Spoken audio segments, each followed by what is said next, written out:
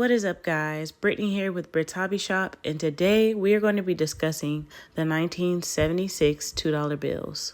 So let's get into the video. Now, although most $2 bills are only worth face value, there are $2 bills that are worth thousands and thousands of dollars. And so, a little bit about the $2 bill. They were first printed in 1862, and the $2 bill is actually difficult to find, but mostly because they are hardly ever used. There have been several editions of the $2 bill, with the most recent version designed in 1963.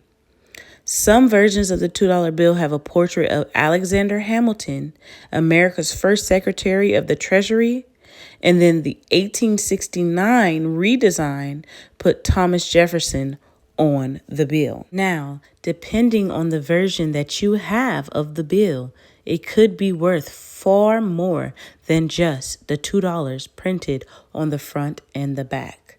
And so these are selling for thousands of dollars on Heritage Auctions and eBay. I want to show you guys some recent sales. Check it out.